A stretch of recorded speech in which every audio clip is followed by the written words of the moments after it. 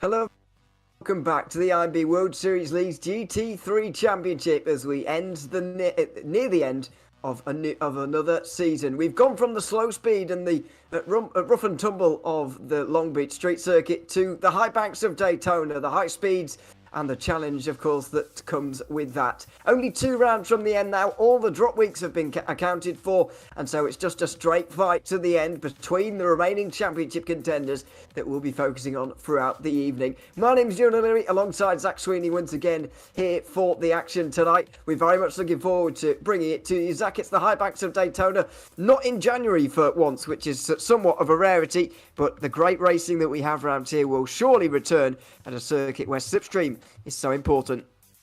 Absolutely. Played host to the championship finale a couple of seasons ago, and it really was a great way to end the season, albeit now it's the penultimate round and no drop scores can be taken. So I think it is going to be able to spice things up just a little bit. The added pressure that's on everyone's shoulders coming in today, and the sprint round format as well. 25 minutes than the 50 minutes that we have become accustomed to for quite some time, to be fair, but the mix and match of this season has meant that it is, a differing mentality that you have to change week in, week out, depending on the format that we change to. But round number 9, and I have to say it has gone really, really quick, quite scarily quick in all fairness. But 2 rounds left. Let's see what they got. Absolutely, as I mentioned, as you've said as well, the drop rounds have now been accounted for. You can't take them any longer in this championship, so anybody within 130 points of the championship leader can still win the title. That means that the top 5 in the pro driver standings are still in with a shout. The top 8 in the pro-am driver standings are still in with a shout as well. And the top 4 in the am driver standings can still win the championship mathematically. Today is the final of the sprint and feature format races. Race 1 and Race 2. 25 points for a win in Race 1, 40 for Race 2. But there's not that much difference in terms of points between those actual individual positions. So it's going to be a challenge for those drivers to overcome some of the margins that we see at the moment in the championship standings. Stuart Reynolds, by the way, leader in the championship with Pro. Louis Boubier for Pro-Am and Semban Ruler in Am. They're going to be the ones to watch, and it's just about keeping things clean now. But the pressure is very much on for them again, because some of them will have now lost that safety net of a drop round. Some of them never had one, really. But for some of them, the pressure has just been ramped up by quite some significant notches. Absolutely. It's going to be a tough end to the season, and for a lot of people, particularly those in championship contention, it is going to be like walking on eggshells, particularly in the AMs. I'm thinking of Sem van Ruler and his constant plague of wheel issues and being uncomfortable in the car, and Johan Reigns with his lightsaber in the background giving us a good old wave as he works his way through around the Daytona Roval circuit. But yeah, I mean, in the sense that if anything bad goes into the limelight today, that's it. There's no second chances or anything like that. They are the points that you lose, and I think it is a fantastic sort of addition. Before it was, just the one race at the end where your drop scores couldn't be taken. Now it's the 2, and it just ramps things up quite exponentially. So yeah, for sure, I think it is going to be one of those looming things in the back of everyone's minds in the championship fight, just to say, hang on, yeah, as much as I need those points, I've also got to be careful, because it's very easy to lose quite a few. It's not a lightsaber, by the way. Well, not officially. I know I've been calling it that, but there we are. I don't know what it actually is, by the way. But it's definitely not a lightsaber. I don't know. You can guess at home if you want. But I don't know what it is. There's Carl Pearce, who we always like checking in with throughout these races. Really shows a lot of emotion actually during races, which sometimes you don't often see. Sometimes, or most commonly actually in sim racing, you get a real outburst at the end. No matter what the result is, especially if it's a good result, you kind of want to cross the line before you properly outburst and you start fist pumping and all these kind of things. But Carl Pearce has been known to fist pump and celebrate mid-race, to be honest, and we like him for that, because it's nice to have a bit of emotion. Sometimes when you watch sim racing or some of these drivers, it's a bit robotic. He's certainly not one of those.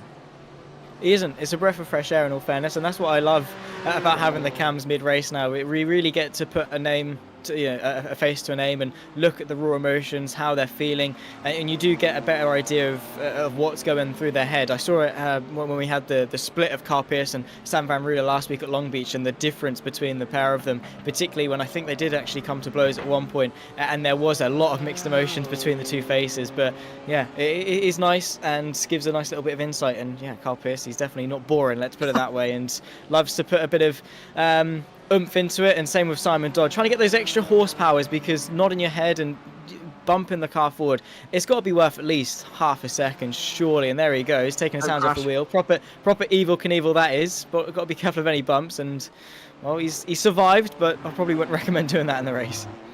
No, it's probably not ideal in the race, but there we are. He's enjoying himself in practice at the moment. Only a minute remaining within this right now.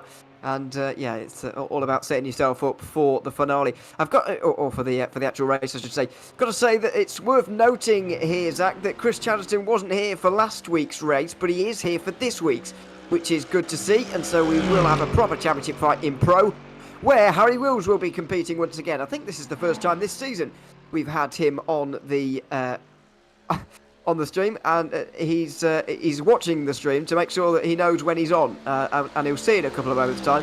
I'm presuming he's going to take that down for the race, but there's his triple screen display, which is giving us a good view of right now, and God knows what he's going to do when he realises he's on camera here in a moment. Oh, well, he's going to spin. Oh, actually, he's managed to hold it. Fair play, Harry Wills. Well, this. Oh wow, that is. Oh no, he hasn't held it. He's gonna play that off. I was looking cool for the cameras, but no, he was not. That is just Harry Wills being Harry Wills, ladies and gentlemen. Maybe we'll see it in the race. Who knows? But yeah, again, it's nice to see him. I think we have had quite a steady increase of drivers on cameras. I think we went back to the Nordschleife, and I think we had like one or two. I remember having Carl Pierce and Johan Reigns, I think, as two. But apart from that, I can't really think of many. But since then, we have quite significant people. But here we go for race one. Here we go, indeed. Let's have a look at the starting grid for the first race of round 9 of this championship. Stuart Reynolds and Hakan Lindmo will be on the front row together with Harry Wills and Chris Chatterton behind, and Kai DL rounding out the pro field. Chris Thacker took pro and pole ahead of Dean Timms, and it's Francois Peugeot and championship leader Louis Boubier head of second place in the championship at Ivo van der Linden.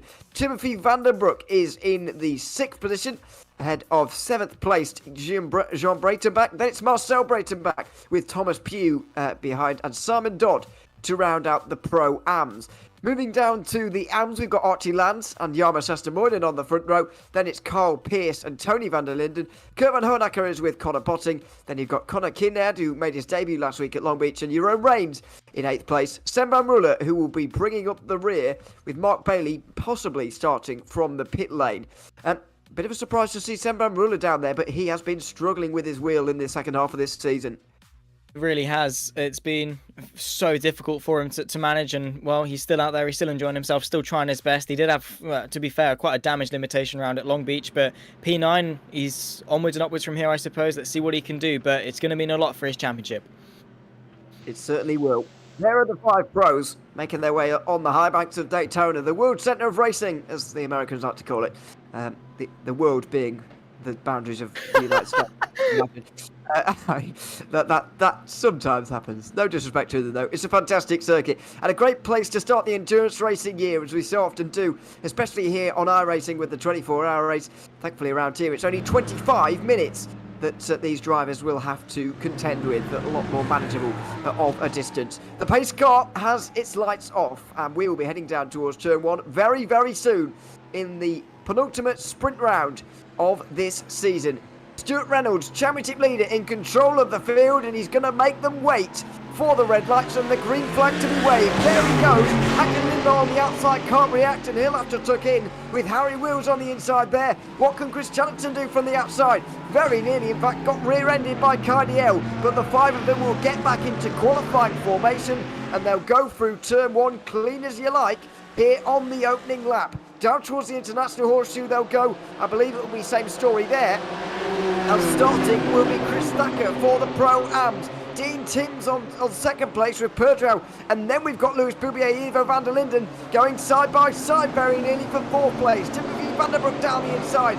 of Van der Linden. He gets through into 5th place. Important moments back in the championship there after a fantastic Long Beach round for Louis Boubier that helped him to extend his championship lead. And now we go back to the AMs. Archie lands off of the front with Jarmo Schastermoinen behind and Carl Pearce tucking into 3rd place with Sven van Ruler. A lot of work to do at the back of the pack for the AM championship leader. Indeed so, but it seems so far so good in terms of clean racing side by side. Sven van Ruler is trying to pick his way through one car at a time inside of the BMW into the International Horseshoe. He's gone in a bit too late. He's tagged the Ferrari round. Sven van Ruler, championship leader. There's another spinner of the 13 as well. And, well, that's Connor Botting, unfortunately, having yet another incident. Sven van Ruler up to 6th, though not quite cleanly. I think we spoke too soon in that regard. Sven van Ruler may be a bit too keen to work his way through. You spoke too soon. I did not do anything. Well, but, yeah. But he was down the inside. Oh, and Archie Lance is off from the lead in AM. Excuse me. Maybe Jarmo Schastermoinen was involved in that, but it is possible at the West Horseshoe especially to go off on your own. And he's got suspension damage there as well. Meanwhile, up front, Harry Wills goes to the outside of Hagen Lindmo. At the end of one lap at Daytona, powering through he goes in towards turn 1. He'll take the place. Nicely on the brakes as well. In towards turn 1. He's up to 2nd position. Let's see now if he can hold it throughout the whole of the 25 minutes. But a lot of drama in the AM stop. I've got to say that the initial incident with Sven van Ruler looks to be, well, I don't want to put it too bluntly, but possibly his fault.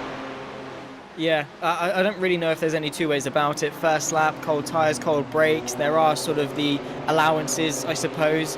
But as a driver, you've got to account for that, and obviously the desperation on top of that. He's trying to work his way through as quickly as possible. Unfortunately, it was a little bit too quick, too late on the brakes, and when everyone's so Constantined up like that, it's just not going to cut it, unfortunately. So Sven van Ruler, he might well have a penalty coming his way, which is just yet another dent potentially into his championship, particularly with Carl Pearce up there in 2nd. Following on with the Pro-Am lead fight is Dean Timms. Fights very hard trying to move his way past Chris Thacker. A good run out of the West Horseshoe potentially could see him in contention, but how eager does he want to do it? Because here at Daytona, the slipstream means everything, and being stuck in 2nd place is not actually that bad of a thing. No, it kind of depends where you want to be on the last lap, really. I mean, if you're coming out the bus stop chicane, you do need that good run onto the front straight to actually get the pass before the line, and it takes a lot of bravery to wait for the last lap, but sometimes it is the best call, and I wonder if Dean Timms is going to go for that, as we've got Van der Linden and Carl Pearce off down at the West Horseshoe as well. Carl Pearce, I think, was the first one to go around, and I think Tony Van der Linden had to go out wide to avoid, actually. So we'll have another look, but so far that's a lot of incidents that have gone on. A bit of a shake of his head, and unfortunately he's not pleased with himself.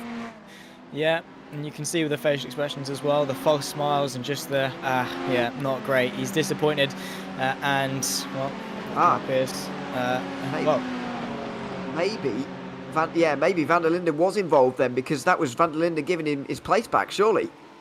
Yeah, it did look like it. Didn't put up much of a fight. There was no way he was going slowly. So, yeah, I think good sportsmanship, but I don't think it really amends the wounds that he's going to be feeling in terms of how, you know, where he was in this race, up there in 2nd, fighting for the lead, to then being tagged round and now towards the back end of the field. So it's a good bit of sportsmanship shown, but I don't think Carl Pearce is particularly going to care too much about the position when it's the difference of a couple of points compared to where he could have been for a win. But I guess we'll have to wait and see. All his focus is going to have to be on the reverse grid race, 50 minutes, to see if he can smash that one out of the park. But well, the fight here as Johan Reins keeps Sven van Ruler at bay, and here's how it happened.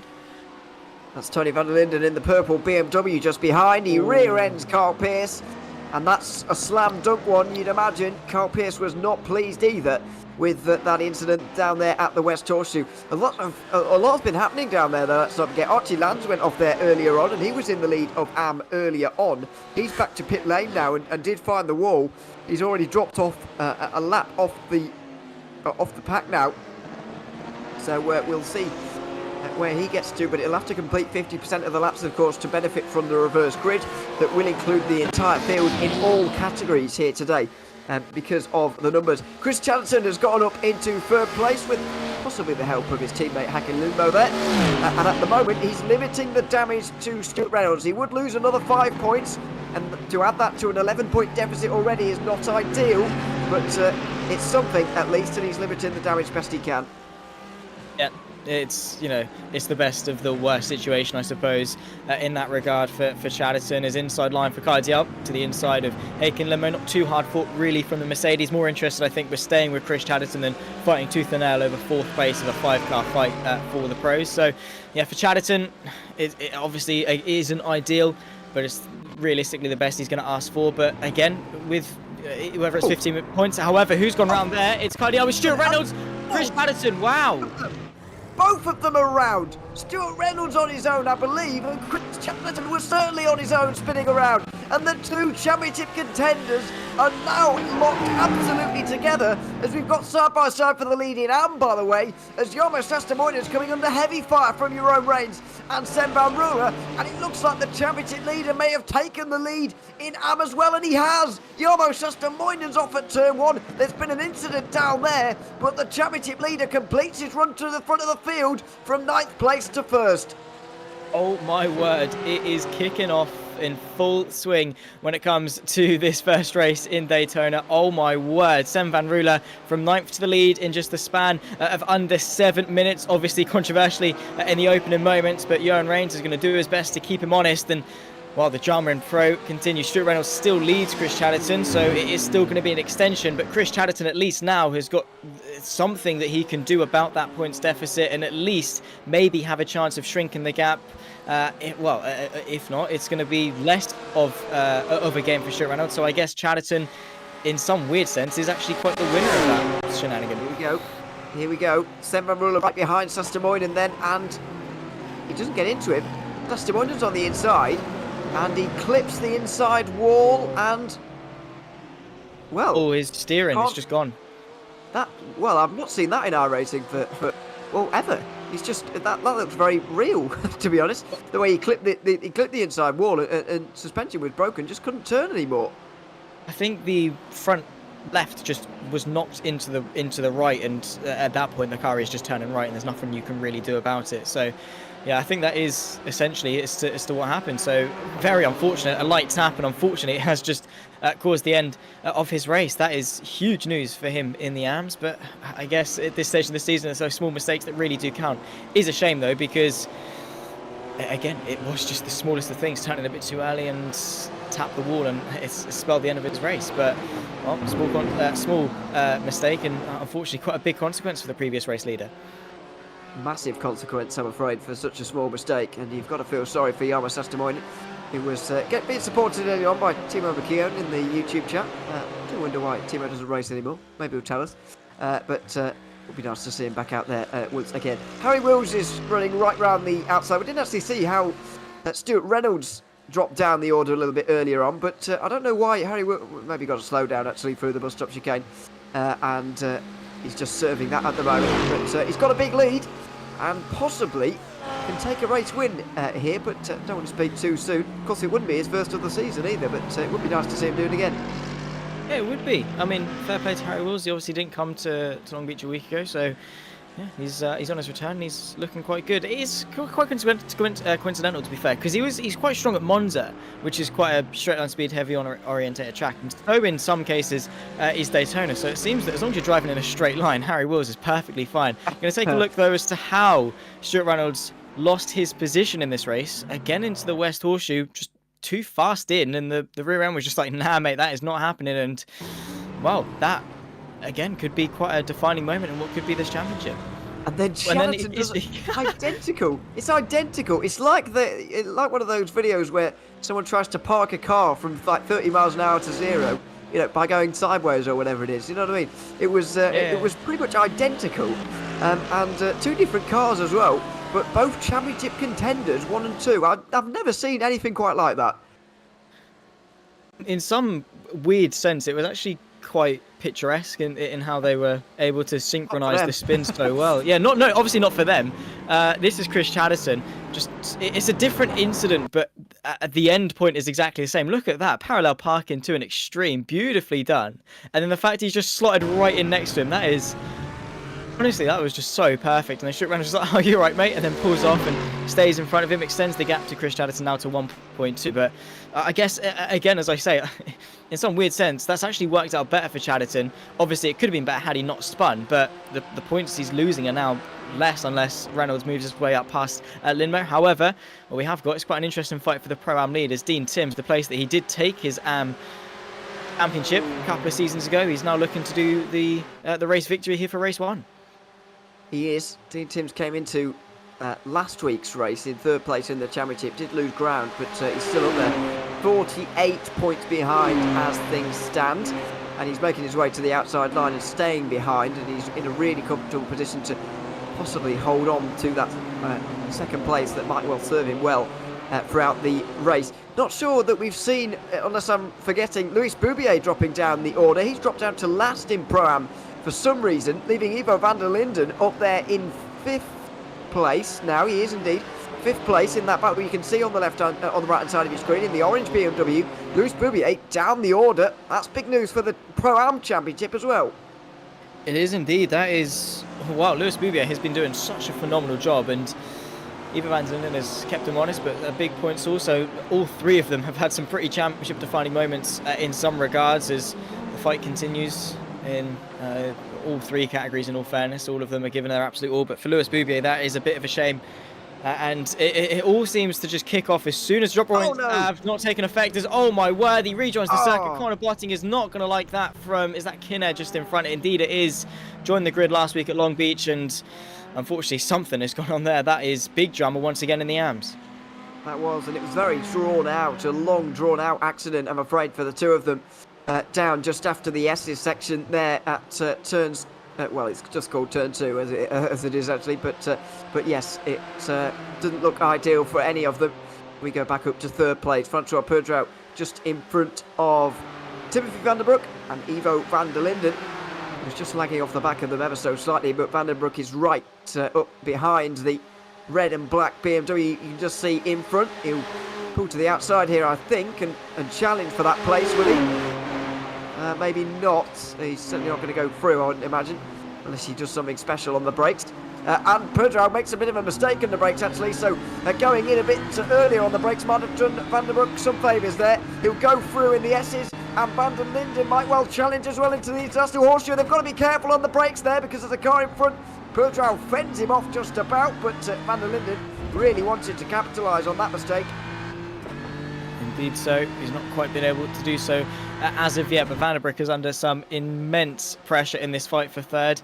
Bit of a breakaway up to the top 2 as Chatterton moves his way ahead of Haken Lindmo and the pros as well. You can see on the time and tower, Lindmo just allowing him through. Obviously the 2 teammates, so I think Lindmo's in it for the championship for Chatterton. Absolutely, this is the battle for 4th place. By the way, Tim McKeon has answered my question. He's in Vienna with no sim, so there you are. that's not committed enough. He should have taken it with him. Wow, that's harsh from you there.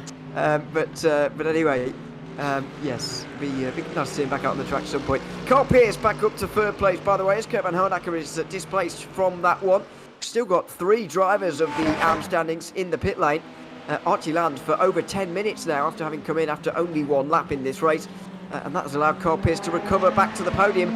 And some of that has allowed Seb Van Ruler to gain all those places and be in the AM leads right now. He'll just be praying that his wheel is going to stand the test of time here over the course of the next 11 minutes. The stewards rule favourably in sight of him as well come the post-race reports of what happened on lap number 1, but he's done everything in his power. The mistake has happened. He's now driving within his capabilities, and well, those capabilities are quite high. He is running those way through as Harry Wills has lost the lead of the pro field. Have we seen a Harry Wills? I don't know. He's had a crash, and that is very unfortunate, but well, again, I don't want to sound too harsh here, but I was about to say what more do we expect, but for Harry Wills that is just such a shame because he was driving such a great race up until now. Absolutely. It was from the lead in Pro, and unfortunately has dropped down to the back. Let's have a look at what happened to our previous race leader. It's in towards the International Horseshoe, where you don't often see too many incidents, it's got to be said, but just too hot on the way in. And around he goes. Good avoided from Kai DL there, actually, because he very easily could have joined in that accident. Yeah, easily done. And once again, proving to the adding to the pile of small things that have added up hugely. Harry Wills is on the back of Haken Lindmo, but it's a fight for fourth as opposed to a fight for the lead, which is not going to be what Harry Wills would have wanted. But again, there's always race 2, which if he completes half distance, will be able to benefit off the reverse grid pole position, which will then maybe see him have a bit more of an easier time. There he is in the bottom right of your screen, continuing on. It's triple screen layout, and he has got rid of that little pop-up on the left screen, so we can actually see out of his left window of the car, but he's fighting on, and the rearview mirror of the Norwegian of Haken Lindmo is going to pull out to the right-hand side. It'll be the long way around when he gets to turn number 1, but the slingshot might be able to give him the overarching advantage. Does exactly that, up into 4th place, and, well, it's a fight back from here on the final 9. Well, the confidence he had in the brakes there was absolutely fantastic, and it has to be said that the Twisted Racing Team cars have been very confident on the brakes so far, whereas the Prestanda Nomad pairing have not quite been able to do the same. Jarmo Sastimoinen re-emerges from the pit lane now. He's on lap 5, and since he only spent 9.5 minutes in pit lane, he will get 50% and maybe pole, because Archie Lands I don't think is going to be able to complete 50% now with only 1 lap done, and Tony van der Linden's very close with only 2 laps done. He needs to get out in the next half lap, I think, before the leaders come round, so that he can get out there in time. But that's for them to worry about further down the order. Back up front, Ivo van der Linden's got a very important job here. He's got to get ahead of these guys because Louis Boubier is gaining positions back there at the moment. He's in 9th again now, I think. He's just ahead of Thomas Pugh. But Ivo van der Linden has got another couple of cars up in front of him here who he really could do with taking to close that championship margin again. Absolutely. An extra car is an extra couple of points for van der Linden, particularly on a day where Louis Boubier is struggling ever so slightly for whatever reason. This is the time that van der Linden needs to capitalise on. However, being 3rd place in a 3-car train here at Daytona, it's never ideal because he can't really do much to Peugeot unless Peugeot does something to Van der Brick, because it all just cancels itself out. But yeah, Ivo van der Linden has got a bit of pressure on his shoulders, particularly now into the final 7.5 minutes left of this race. He's got to get a move on. He's got to pick his way through and hope that it's enough in terms of closing the gap in the championship, because, well, he'll be hoping, well, in a week's time at Sebring, he's going to be looking back at this and hoping that it's been enough, and the hindsight is definitely going to help him, or, well, hopefully be a good thing in his mind, knowing that he's done everything he can to close the gap. Yeah, it certainly will. This is on the left-hand side, the battle for 3rd place going towards turn 1. Kevin Harnacker just behind Carl Pearce on the right-hand side of your screen. Just under 7 minutes remaining at the first race at Daytona. The final 2-race format round. There's one more round to go, which is the final endurance round, the Sebring race, and that will settle the championships. If any gap is more than 65 points, by the way, going into that final race, then championship will be settled there and then, but can't see that happening as of right now. All championships getting pretty close as things stand.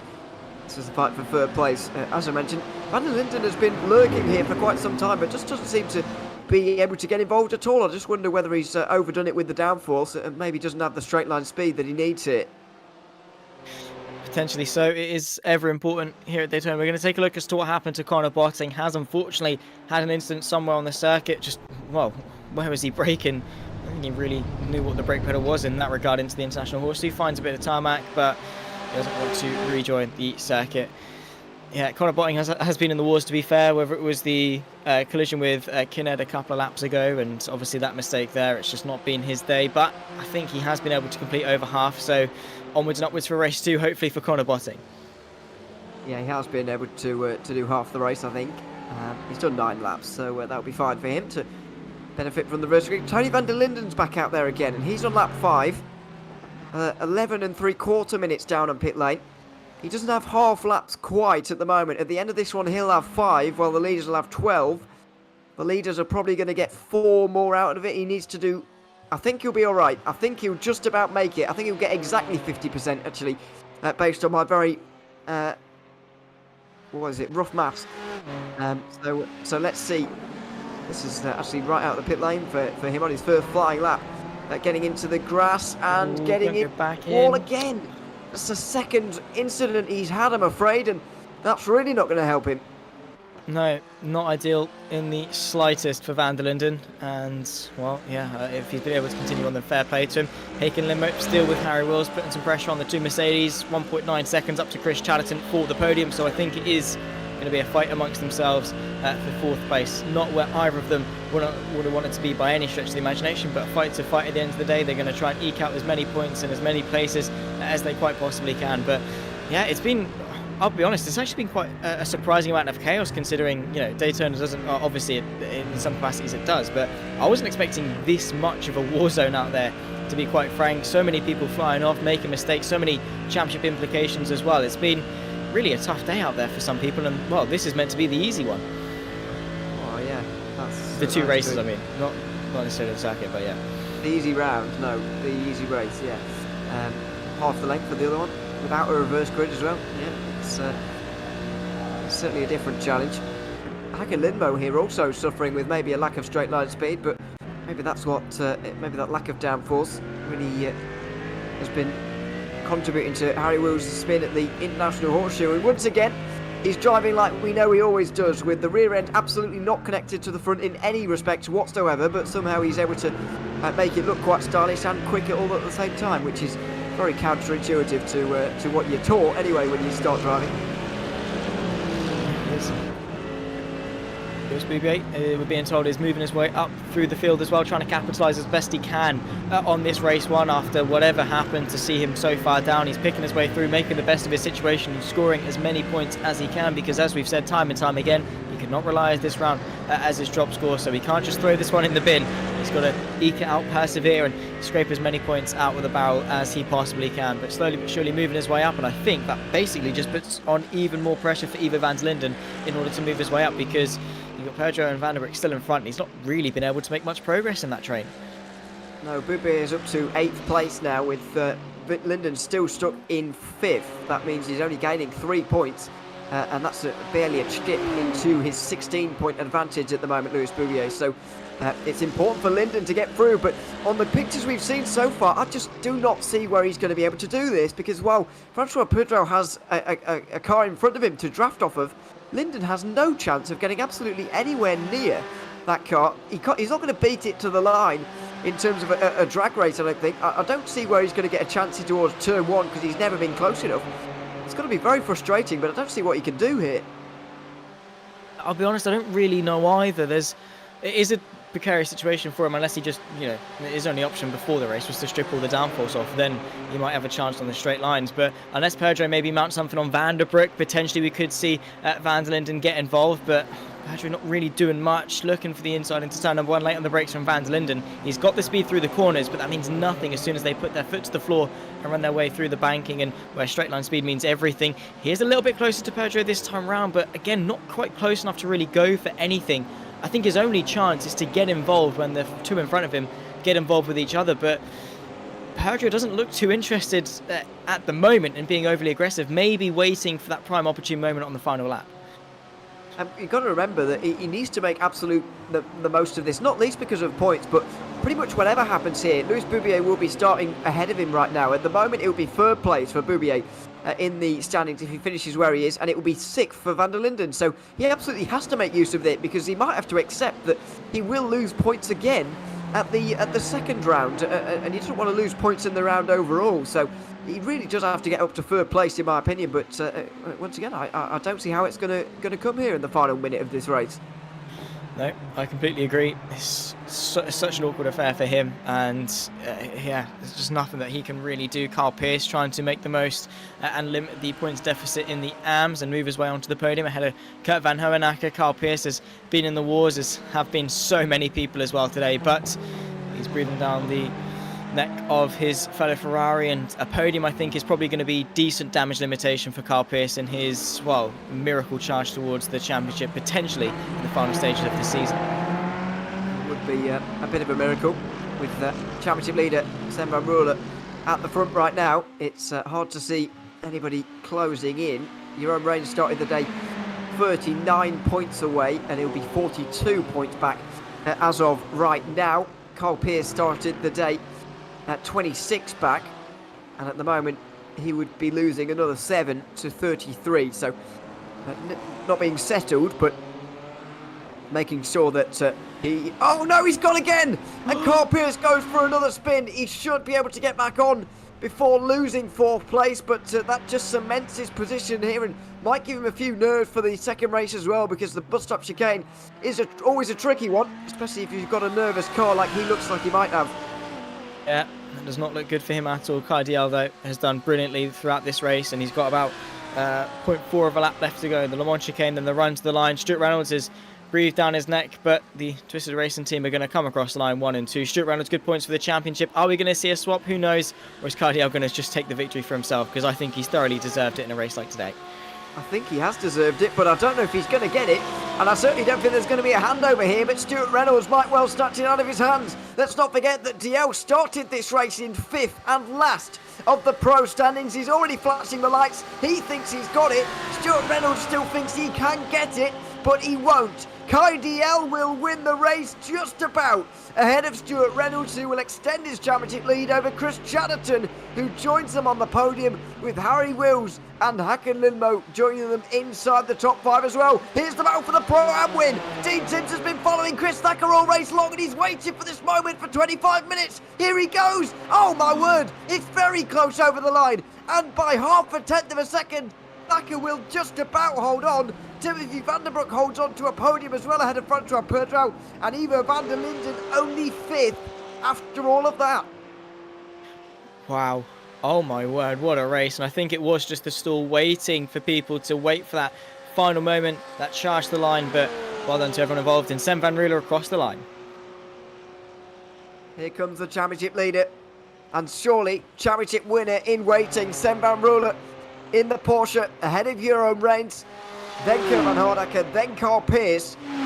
Reins and Pearce losing more ground in a championship fight that is the most extended of all the categories, but a very close couple of runs for the win there. Not so much in Pro, where Stuart Reynolds run out of laps really, but in Pro-Am, Dean Timms was waiting for that moment for a long time, and in the end, he didn't get there, and might be kicking himself that he didn't play that differently.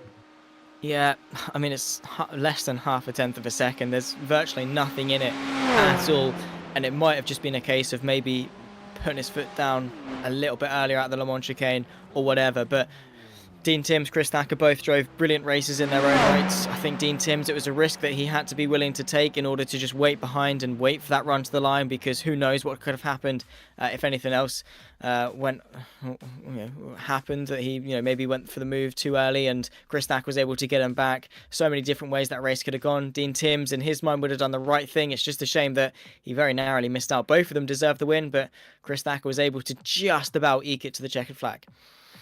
He was indeed, and so was Cardiel, who won the Pro race. Let's have a look at the results after 25 minutes and 15 laps of racing. Cardiel winning by 1.5 ahead of Stuart Reynolds. Chris Chatterton losing another couple of points in the championship to Reynolds, with Harry Wills and Hakan Lindmo inside the top 5 as well.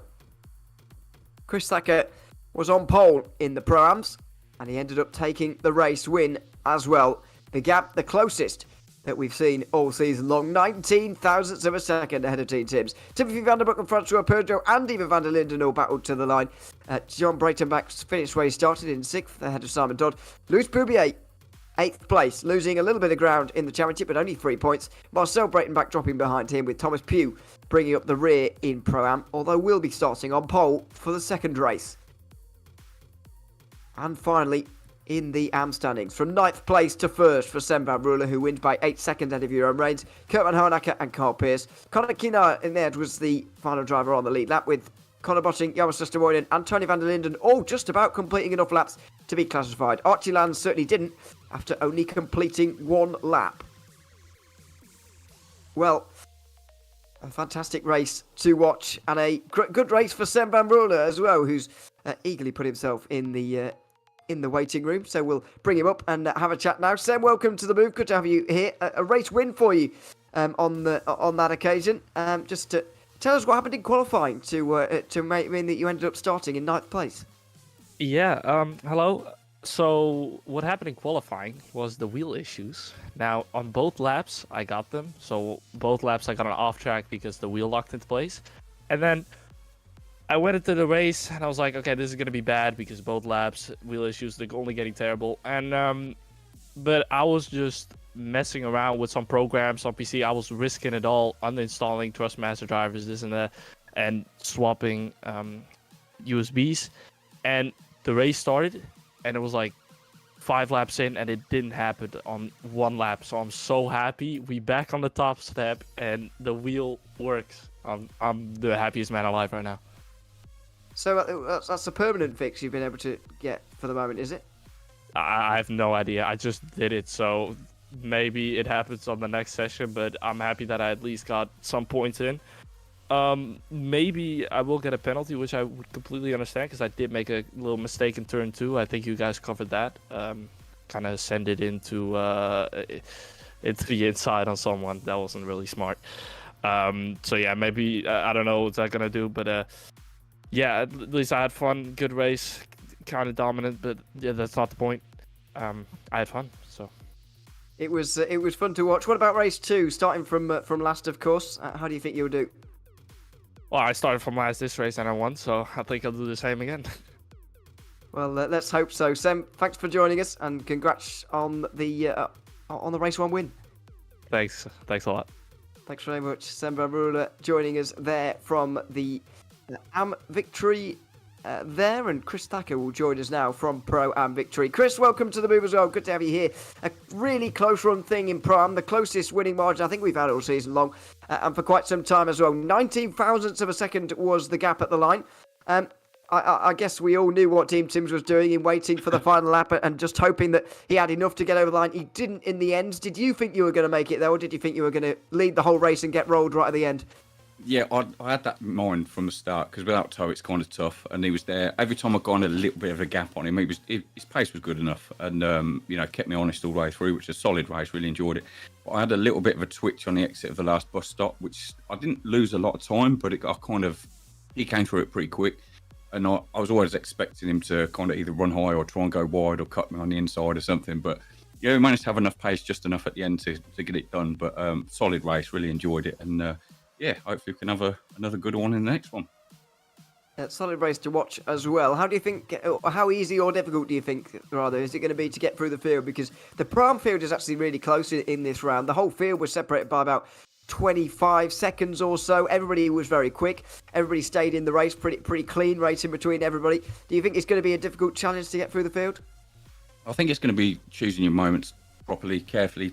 Bide your time a little bit, but everyone's pretty solid pace wise anyway, so it's up for everyone. Starting from the back, it's going to be a tough one, but hopefully we can maybe work together a bit throughout it. Maybe a bit of strategy might come into play throughout the race. We'll see how it goes, but looking forward to another good one. Absolutely, we are as well. Chris, good luck for race 2, and congratulations on race 1. Appreciate it. Thank you, gentlemen. See you soon. Thanks very much. Chris Thacker victorious in the Pro Am standings. And then Carl Pearce, who was 4th in the Am standings at the end of that one. Carl, welcome to the move as well. Good to have you here. Unfortunately, recovering from a bit of an incident down at the West Horseshoe during that race. There's not much to talk about there, I guess. But what was it like trying to come back through the field? How difficult or easy was it? Well, I found it very, very challenging. It's having the track condition. It's quite hot. I'm not gonna lie that the car is just not settling in. I've lost a lot of confidence after the incident at lap 2. And when I was trying to fight my way back to the podium and stuff, I did get a bit of dirty air, and I felt like that, the car just wasn't very good on top speed. So yeah, potentially a setup issue. I've done something wrong here compared to the other AM drivers. Just throughout that race, it's just in my mindset. It's just knowing that we're very close in points and that in the top 3 of the championship standings, and it's just going through that through my mind. It's really, really tough, and yeah, wasn't really happy about race 1, but we've got race 2. Hopefully I can try and do my best next time and try and get up there for sure.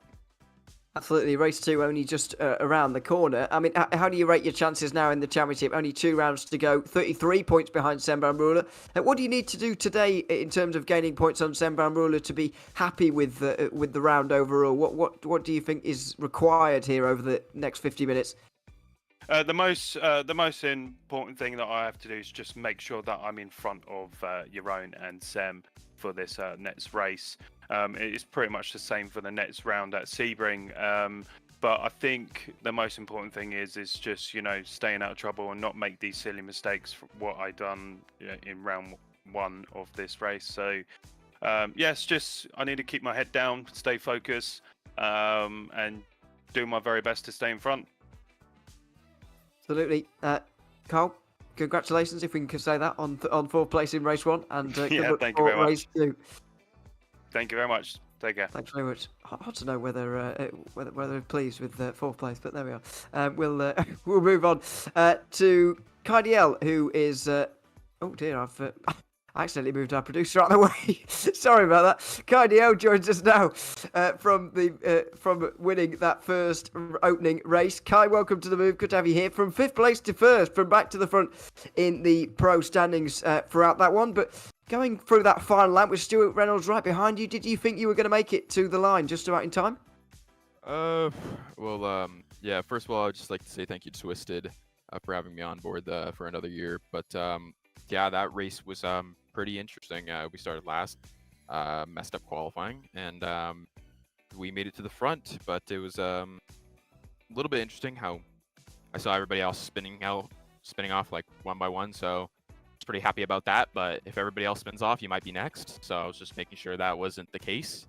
And then lost some time because Harry spun in front of me. And then we had Stuart behind, and he was gaining pretty quickly, but I didn't exactly know how it was going to happen. I think obviously he's very quick, but I think he would have to pull like some pretty hard move on me to get by, but I think he definitely could have managed that.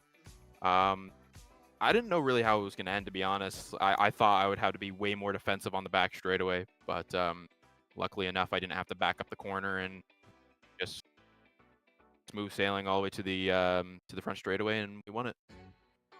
And what about the infield around here at Daytona here today? Because we've got we saw 3 drivers in Stuart Reynolds, Chris Charlton, and Harry Wills all spinning in a very similar way, as you will have seen with Harry just up in front of you. What is it about the infield that's been so challenging today? I don't think it's the infield that's actually challenging. I think people are just having issues with cars.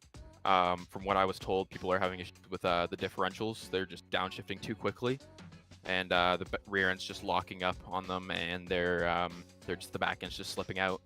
Of course, the infield is difficult, but I think people are just taken by surprise on how their car will lock up like that. Kai, congratulations on the first race win here, and good luck for race 2. Yep, awesome. Thank you. Thanks very much, Cardiel there in first place here today in the opening race of the day. Let's have a look then at your championship standings before we go any further, or at least the ones we had going into today, and compare them to how we are looking now. These are live. Oh no, excuse me, they're not, but the gaps are very similar. That's what threw me off there. 11 points going into today from Chatterton and Reynolds. That's now increased to 13, but as you can see, coming into today, the top 5 all had a chance of winning the title. That's no longer the same. And we'll work that out as we go along. But Hacken Lindmo was third, Kylie out. Taylor Lane, John Williams, not here. Harry Wills in 7th place. Those are all of the drivers who are here today, all inside the top 7. Harry Wills might well be moving on up into the top 5 after today at Daytona. The Pro-Am driver standings had Louis Boubier at the front of them, and they still do as well. It was 16 points at the start. It's now 13 ahead of Ivo van der Linden. Dean Timms is still third ahead of Jean Breitenbach, who's still 4th, although Timothy van der Broek is very close now to him for that position. Thomas Pugh still in 6th place as well, with Francois Purgeau still 7th. Marcel Breitenbach is 8th ahead of Stuart Wise and Chris Thacker in the standings. Nobody inside the top 10 has moved as of yet. Simon Dodd has moved up to 11th. From 12th, which he is in those standings. Then at the AM standings, where Sam Marula has extended his margin here ahead of Carl Pearson and Jeroen Reigns. Jonas Hestermoinen stays 4th, with Kurt van Hohenacker 5th. James Slate's not here today. Tony van der Linden is 7th going into today. Archie Lance down in 12th, and won't have really improved on that as a result of that last round. And Connor Botting down in 16th. We'll be looking for big improvements here today on that drivers standing. So those are the standings here, Zach. It's not very big margins at all, really. 13 points between drivers in Pro. We've got 13 points between drivers in Pro-Am and 33 between them in Am. It's all very much still up for grabs, and it will be very, very surprised if any of them get settled in this next round, which would this next race, I should say, which would require the gap to be more than 65 points. Yeah, I think it is still wide open, particularly if Sem's wheel issues are not a permanent fix and he gets led into a false sense of security, and then his wheel says, "Ha, gotcha," and then just completely doesn't work at all, and potentially the AM Championship could be blown even more wide open. But I think across all three, there's the capacity for things to change at a moment's notice, not just today, but also in a week's time, going into Sebring. So I, for one, am really looking forward to it, and bring on race number 2, because if race 1 is anything to go by, this is going to be double the length and double the madness. I've just been reading our Discord chat, by the way, and it seems that Sam Van Ruler has been bullied into not including his camera today, as we've seen with with Simon Dodd on the right hand side there. Sam saying that the only reason he's not included his Zoom today is because we bully him for having his microphone too close, which he did, because it was practically inside of his mouth last week, for those that weren't there. But there we are. Hopefully he'll return for Sebring. There's your own Reigns, who you can just see behind, I believe, Simon Dodd there. Two of our camera drivers behind one another. As I said last week, your own Reigns hates daylight, clearly, because he shut it out as much as possible there.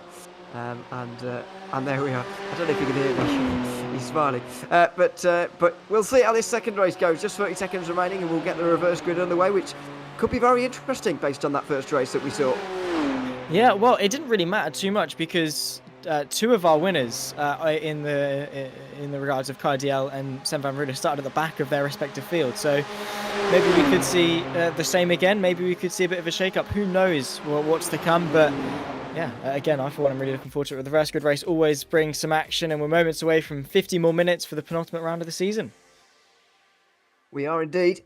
I'm very much looking forward to it as well. Let's have a look at your starting grid in a couple of moments' time as to where everybody is going into this final race at Daytona, the second and final here today. Hakan Lundmo is going to be on the front alongside Harry Wills, with the two championship contenders of Chris Jansen and Stuart Reynolds on row 2. Then it's race 1 winner, IDL, bringing up the rear of the pro field. Thomas Pugh was 10th in race 1, so he's on the front of the prams with Marcel Brayton back. Louis Pouvier, championship leader, is 1 to watch from 3rd alongside Simon Dodd, with Jean Brayton back alongside Ivo van der Linden with an important race ahead of him. Francois Perdot will be 7th with Timothy Vanderbroek, and the two that battled to the line, Dean Timms and Chris Thacker, will be on the 5th row together again. Tony van der Linden will be on pole for the AMZ of Jarmo Sastamoinen, who ran up towards the front until his incident. Connor Botting in 3rd place of Connor Kinnard, and then it's Carl Pearce and Kurt van Hoornacker. Jeroen Reigns and Sam Van Ruler on row 4, with Archie Land starting from the back after not completing enough laps to get the reverse grid benefit. Well, 50 minutes will be on the clock then, and we'll get this race underway. The penultimate race of the IMB World Series League GT3 Championship here for Season 5. We're very much looking forward to it, and it's going to be a good race, an interesting race, and we'll see who will be where at the end of it. Chris Charlton mentioned in between the two races, actually, that he's feeling very ill at the moment, and so he's sort of amazed that he's even scoring any points at all in this race. And so maybe Reynolds will be able to use that a little bit and gain some more points on him today before the final race of the season. Yeah, indeed so. Rolling their way towards the starting zone, and then we'll be underway for 50 more minutes for the penultimate round number 9 of the IMB WSL GT3 series here in the EU. Hakan Limo, Harry Wills, the front row. Both of them have got something to prove. They have, and they all have in Pro, to be fair. KDL looking for 2 out of 2. The second row of the grid, championship contenders. The front row looking to do better than they did in race 1. It will be Hakan Lundmo in control of the field on this occasion. And much like Stuart Reynolds, he's going to make them wait quite some time until they get to the straight. Those trying to anticipate on the inside line. Lundmo leading in very, very late. And it's Harry Wills who's able to respond quite well, but not keep alongside, going down in towards turn 1. Lindmo will take the lead through there with Chatterton alongside Reynolds, the two championship contenders for third place. It looks like Chatterton will hold on to that position ahead of Stuart Reynolds, and then we've got DL just behind. The Alb's quite close to the Pro-Ams, it has to be said, in this start here. It's going to be Thomas Pugh in control of the field from up high, and he will take the lead in towards turn 1 as well. Marcel Breitenbach trying to hold off Louis Boubier in towards turn 1 as well, which is always going to be a difficult task. He dives in there deep. Louis Boubier not able to respond there, and will have to tuck in third position. There's Ivo van der Linden side by side for 5th place as well. And then the leaders in AM get underway here too. Tony van der Linden making his way down towards turn 1 first. He will retain the lead, and Stiama Sastamoinen will get up to second, with Sven van Ruler already up to 7th actually, despite starting back in the pack. Yeah, brilliant stuff. Oh, for Van der Linden. Ivo van der Linden's already off at the International Horseshoe, it seems. And there he is. Big drama in the championship with Louis Boubier up the front. Ivo van der Linden way down. Not been his day at all for Ivo van der Linden. Had a perfect opportunity with Louis Boubier not fueling up the car properly, I think, in race number 1. And didn't score as many points as he potentially could have. And now the roles are reversed. And now Louis Boubier is in prime position to capitalise and extend his championship lead out in front, up there in 2nd place. And, well, knocking on the door of the race lead as it stands. Still a long way to go in this 50-minute reverse grid race. But it's looking good so far for the Pro-Am championship leader, Ivo van der Linden. In a week's time, if that costs him the championship, he is going to be kicking himself. And I think that is going to be very decisive. We're going to take another look as to how it happened. Here he is on the outside of Jean Breitenbach, with down the middle Timothy van der Broek. And I don't think van der Linden quite realised there were 3 wide when he turned into that corner. Yeah, it was a bit of an awkward one, I think, from Van der Broek. Just to squeeze the move to the through the middle probably wasn't the wisest idea, but yeah, van der Linden, I think, on the outside. It's never going to be pretty when you go 3 wide into a corner like that. Fight for the Pro-Ams, though. Looking ever closer. Simon Dodd tries to pick his way up into 3rd place. Outside line as he moves his way past the South African of Breitenbach. They run side by side, but Breitenbach is able to hang on Simon Dodd.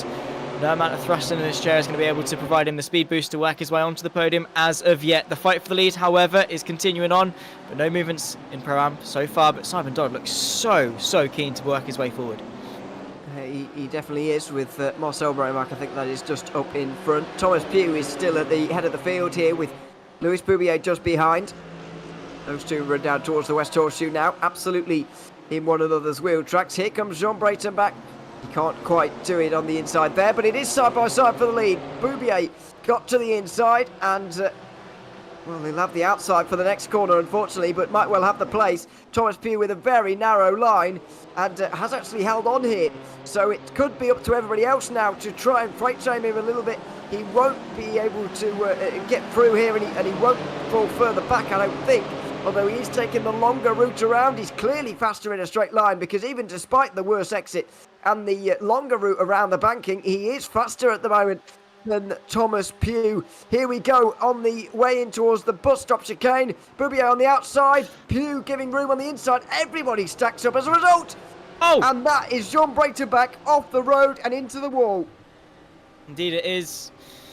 And, well, huge crash as Sven van Ruler's trying to pick his way up past Kurt van Hoenacker for 3rd place. They came to blows in race 1.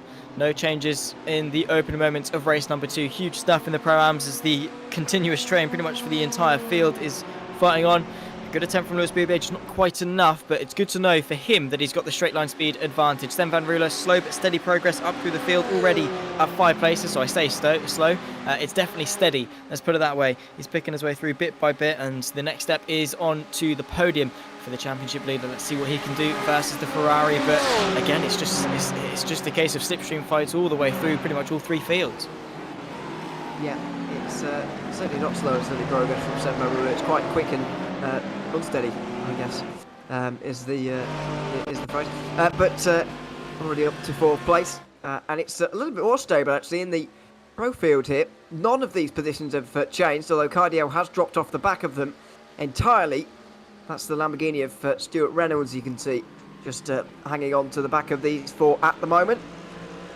But other than that, they've not changed at all. Maybe this is a legacy of the fact there will be pit stops here in this race, because after all, a short pit stop time will certainly negate any advantage you have in the lead here, and by leading them around, maybe Limbo is giving everyone else a shorter pit stop, and maybe everyone else the advantage in the pit stops.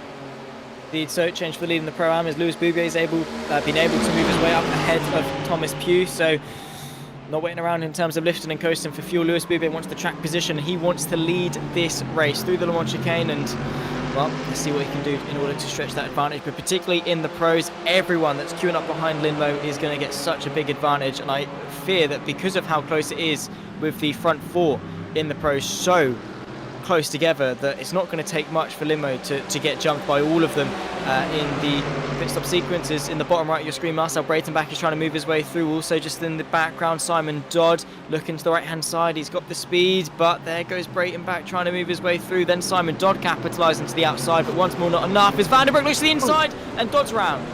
That's Timothy Vandenbroek who got into him, I believe, and that's a very nice pirouette from Simon Dodd. I don't know how he's done that, but he has done. And he's back underway again in 8th place. Fair play to him for that. But Chris Thacker will move up the position. So will Francois Perdrau and Dean Sims as well. All of those were fighting, of course, for the race win in race 1. But this is the fight back in 4th place in Am. Carl Pearce looking up the inside there. Kurt Van Hoornacker couldn't get through. Sven Van Ruler already onto the provisional podium. Carl Pearce said at the start of this race that it was all about finishing in front of Sven Van Ruler and Jeroen Reigns. Well, he's only doing one of those at the moment because Van Ruler is already up the road. Yeah, Sven Van Ruler is so good at just carving his way through the field bit by bit. Doesn't usually need to cause a mass bit of contact in order to do it, but that was a one-off. Fortunately for Sven Van Ruler, he's just working his way through, and he just takes each car as it comes in terms of each overtake. He looks at one, gets past them, looks at the next, gets past them. We're going to take a look as to what happened to Simon Dodd, though, because outside of Marcel Breitenbach, I believe, and then Timothy Vandenbroek just taking the race in line, didn't slow down enough to account for the fact that Simon Dodd would be coming across him. And, well, it could have been worse for Dodd, but he definitely wouldn't have been asking to be tagged around, trying to go around the outside, getting in a position. Certainly wouldn't. It's not ideal. Lots happened here in the first 10 minutes of this race. The final of the sprint rounds of the IMB World Series League's GT3 Championship for Season 5. The EU version anyway. This is at Daytona. It's the penultimate round of the season. Just one endurance round at Sebring to come. The race leaders still working their way around of the infield section, just on their way out of it at the moment. Back in Lindmo at the moment. Oh, now gets overtaken. He's been leading them around for so long, I wasn't expecting it to change until the pit stops, to be honest, but Harry Wills has now got through. Chatterton will follow through, and Stuart Reynolds can't quite, but the leading four stay close together, and Lindmo just gives over the lead. He does, yeah, not great. I mean, maybe he's come to the realisation that he needs to save a bit of fuel and would rather do that in and amongst the pack and then regain the track position a little bit later on. Stuart Reynolds trying to find his way through in order to maximise his points all, but again, play the patient game, lift and coast, save the fuel, have the shorter pit stop, and then in the final few moments, work your way through. A Sven Van Ruler tagged round Tony van der Linden, and well, that's him down to the back end of the Anfield. And Sven Van Ruler is off, and Archie Lands is off as well, doing a bit of rallycross. I don't really know if they offer that here at Daytona, but he's certainly inventing it and rejoins the circuit. Wow, it's all kicking off in the end. They didn't do rallycross at Daytona, do they? But they do indeed. On GT3s though. No, not generally. Inside line for Chatterton there, very nearly into turn 1, but it's outside for Stuart Reynolds that seems more fruitful, and he will get up to 3rd place ahead of Hakan Limbo, who's had a bit of a disaster of a lap there as they begin lap 6 of this race. I'm afraid to say that Sven Van Ruler is probably going to find himself in the steward's room for that one as well, and that might be for the 2nd race in a row. Wonder what that's going to do to its race results and its points at the end, because he won the first race by quite some distance. Might well win this one by quite some distance as well, so maybe the penalties won't even matter for him that much. Yeah, potentially so. I mean, it has to be proportional to the incident. You can't judge it off the consequence, and it's always tricky when things are in a championship fight. As Timothy Vandenbroek is trying to capitalise on the Pro-Am changes. Up now ahead of Thomas Pugh, who sends the move to the inside. The Dutchman trying to soar his way to the outside of the international horseshoe. 2 wide, 2 deep as Thacker and Breitenbach fight over 4th. It seems that Vandenbroek has been able to get the drive, and now through the kink in towards the West Horseshoe, he might be able to get that car ahead, and Thomas Pugh might not be able to say much about it. Is he off the road? Oh my word, so is Thacker with a monumental crash into the caravans. He's into the caravans and he's destroying everyone's holiday. Oh, and he's in the fence as well. What's happened here? Well, Oh my I've word. not seen anything like that for quite some time. That was bizarre. And, well, that's a lot of money for everyone who's down there, I'm afraid to say. Because he's just teared through everyone's caravans. And, well, he's going to have a lot of damage now. And he's back to the pit lane, is Chris Thackett. Well, actually, he's not. He's still going, actually. But he's dropped to the back of the field. Meanwhile, side by side with Harry Wilson and Chris Chatterton, who said he was feeling very ill earlier on, but clearly it's not holding him back that much because he goes to the outside with 10 minutes gone and he now takes the race lead. Beautiful stuff from Chatterton, making the most of this race despite the illness, and might be able to seize his opportunity, at least gain a couple of points. It's better than nothing relative to Stuart Reynolds, but again, what's the knock-on effect this is going to have in terms of the strategical development that occurs between the top four in the pros? Cardiel has dropped off the back, well, I was about to say ever so slightly, but it's by 6.5 seconds, so don't count him in for much unless something catastrophic happens to everyone in front. But I think it is going to be a constant fight amongst these four all the way to the pit stop window, and then we're really going to start to see where the race begins. We really will.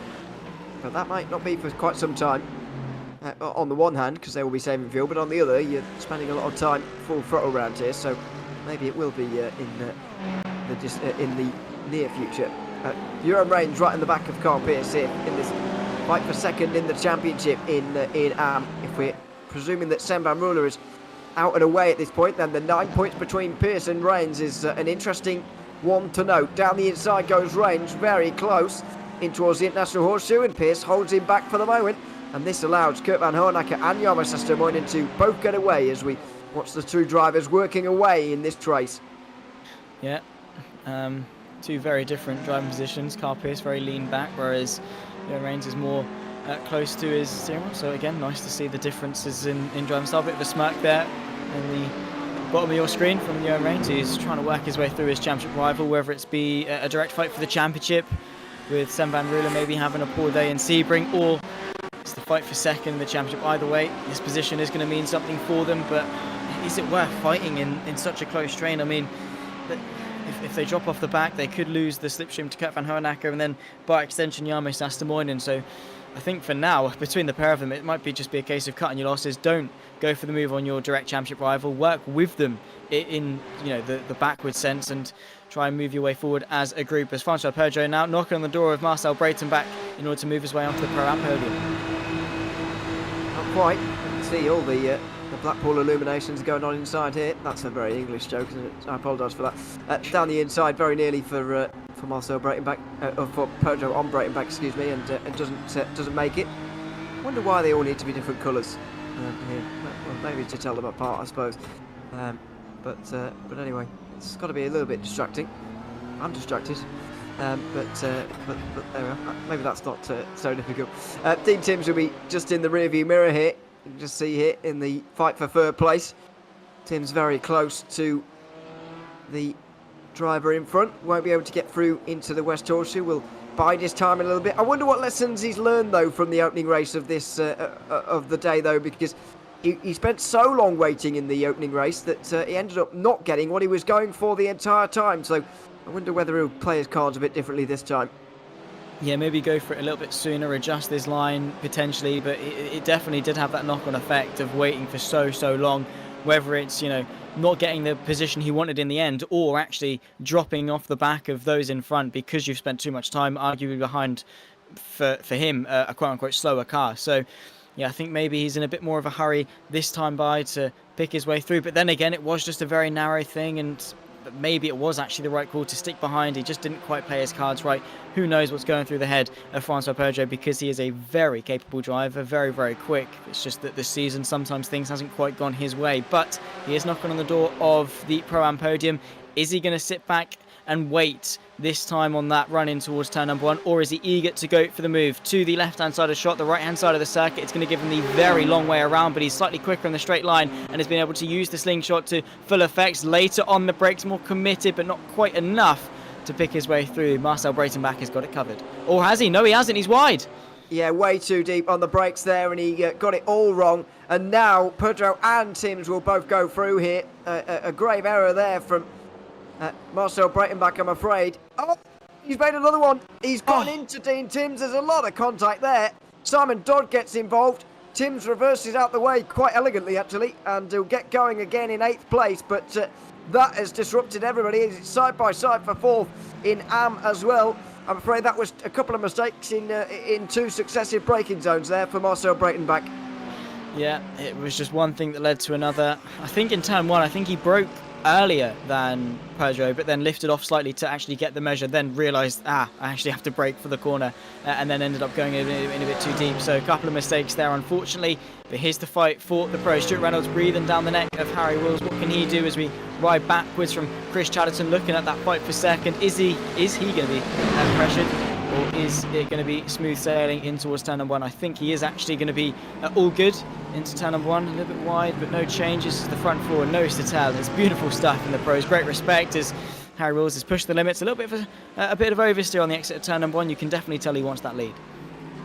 And you can definitely tell everyone's fuel saving here as well. Chris Jansen found himself on the front almost, and he's doing his best to get away from the rest, but he'll know that they're saving fuel, and he'll probably be lifting off as a result.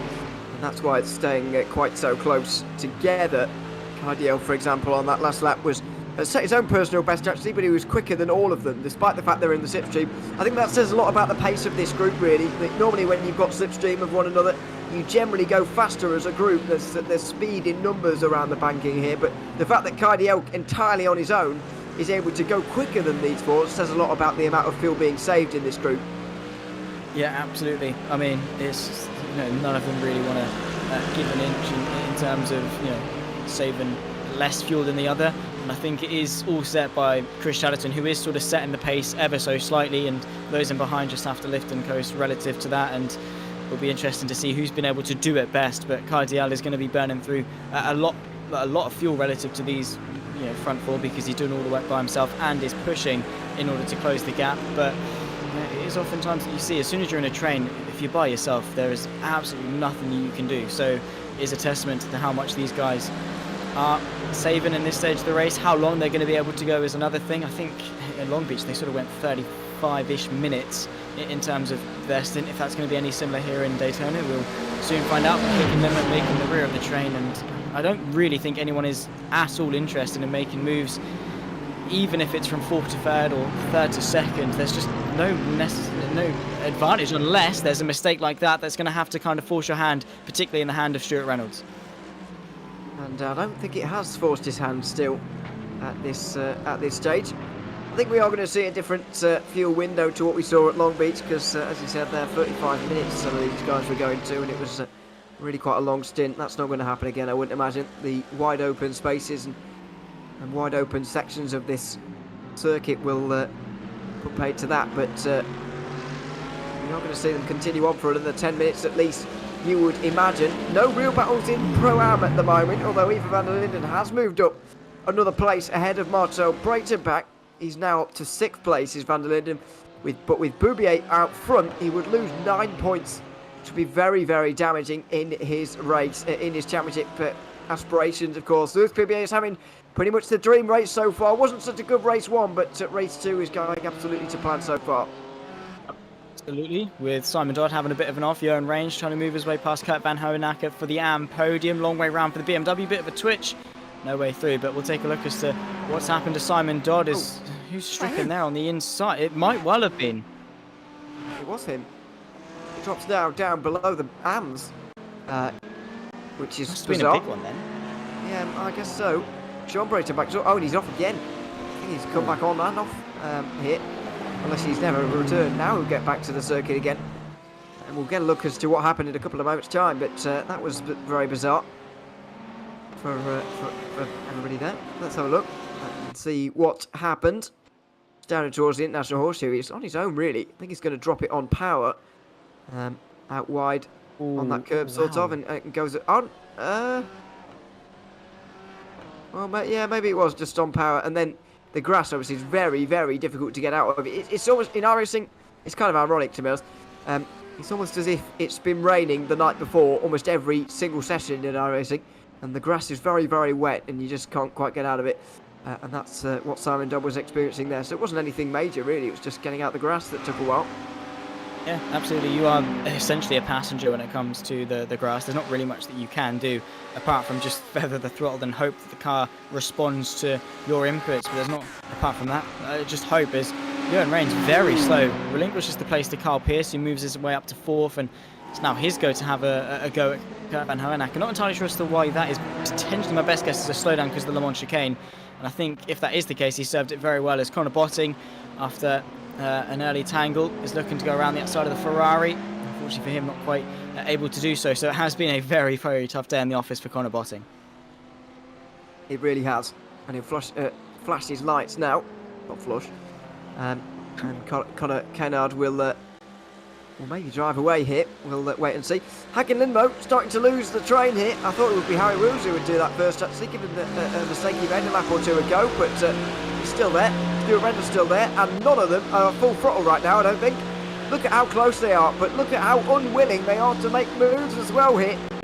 Hakan Lindmo may well close in as a result. Over the line they'll go. And they'll be in the mid-44s, or at least Chatterton will. And Lindmo catches up. None of those guys were pushing it at all in towards turn 1. It's not even that difficult for Lindmo to catch back up after losing the back of the train. Nah, it's not been at all because of just how extreme. Kai Dial has closed the gap to 4.9 seconds as well to what was 6.5, nearly 7 seconds back off the back of the train. It's been a monumental few laps. And just goes to show how extreme the fuel saving is. Not necessarily because they have to do it, more so because they don't want to get jumped by the other cars. They want the shortest pit stop possible in order to have the advantage to other people. They're not saving it because they're short on fuel or anything like that. It is purely to save the time in the pit stop. We've had another incident at Out Circuit as well as we approach the halfway mark of this 50-minute race, and well, it is tipping itself up to be quite an interesting final. 28 minutes now. Good maths there. Strong. Big maths, yeah. But let's have a look at the replay if we can here of an off for Kurt Van Hoenacker and Jeroen Reins in this battle down in the Yams. Carl Pierce has just gotten through on Van Hoenacker here in this clip. Jeroen Reins tries to go around the outside, giving the inside for the next part. And if I'm honest with you, I don't think he did a lot wrong there. He got around the outside through the first part, was still there, and Kurt Van Hoenacker just turned in, it seemed. Yeah, unfortunately, and for whatever reason, yeah, that's not ideal by any stretch of the imagination, but yeah, it's been a war for many. Ivo van der Linden trying to minimise the deficit to race leader Louis Boubier and championship rival Louis Boubier to the outside of Thomas Pugh. What can he do on that drag race in towards the Le Mans chicane through the left and then into the right, late on the brake, saws his way around the outside, beautiful stuff, but from Ivo Linden it's a P4 at the end of the day. It's a good result, but it's quite unsatisfying for him considering his championship rival is leading the way after he wasn't able, Ivo van der Linden wasn't able to capitalise properly in race 1. It's not really been all sunshine and rainbows for Ivo van der Linden today. It definitely hasn't. He's up to 4th now at least, and that reduces his loss today to 7 points. That would give him a deficit of 20 going into the final race. Here comes Dean Timms on the inside of Marcel Breitenbach, who spun him around earlier on. And I think Breitenbach gave him an easy time there, almost as an apology in towards turn number 1. And so those two positions change pretty much without argument down in Pro-Am. It's a very important day in Pro as well in terms of the championship. 13 points between Chatterton and Reynolds. And these are the margins at the moment. Coming up to halfway in this race right now, coming up to the end of lap 14, expecting 29 laps. In this second race today, maybe 30.